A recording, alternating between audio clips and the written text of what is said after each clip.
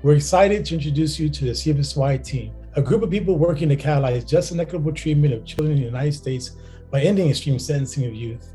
Our staff are deeply devoted, talented advocates who come to this work from a range of professional and personal backgrounds, unified by our shared values. Most of their work is done outside the spotlight, and we want you to have a glimpse of who is behind it. They're our team, our CFSY family. The staff shared with us why they got involved in the work in their own words. My own father's history of incarceration and his subsequent community activism meant not only seeing, the long-term effects of the carceral state, but witnessing the power that formerly incarcerated people can have when they're given the resources and the support needed to transition back into society. We all have value in this organization. I understand firsthand the need to have a voice when you feel silenced through incarceration. This is why our work is so important. I am married to Marshawn Allen, who was sentenced as a child to life without parole. After going to convening in 2019, I knew that I wanted to be a part of something greater. Not only are there directly impacted persons working for and with us, but also individuals who are not directly impacted, but understand the work needing to be done. Setting children to die in prison is part of a long legacy of shameful and barbaric practices in this country. And I strongly feel that ending this practice should be the first step in a long line of necessary and overdue reforms. In law school, I was fortunate to work on behalf of a woman who had been sentenced to life without parole as a child. That was before Graham, before Miller, before Montgomery, when there wasn't yet an obvious avenue for relief for her. And I've been amazed and humbled to be a part of this movement in the years since. I am a survivor, and I have worked for many years with those who have caused harm and those who have been harmed.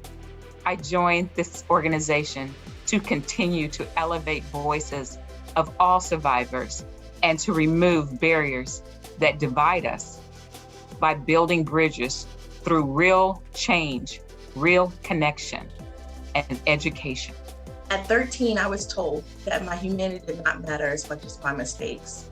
That's why this work is so important to me. If I can let one person like me know that they matter, it makes all of the work, all of the mental toll that it takes worth it. I started my career as a prosecutor when I volunteered in a prison college initiative.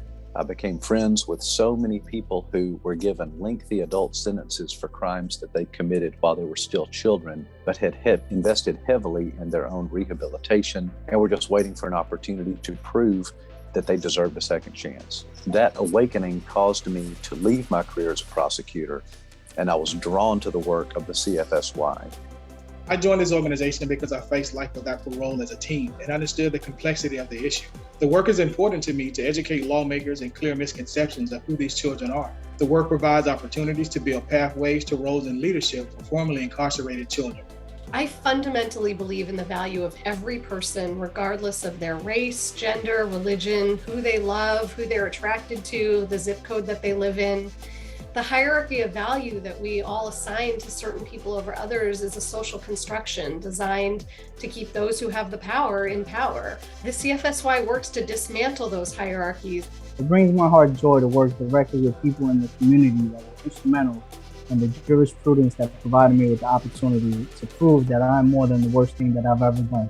I wish to impart hope to those still suffering under outdated, inequitable sentencing schemes, that there are people who are fighting to ensure that they may have the same opportunity as I had.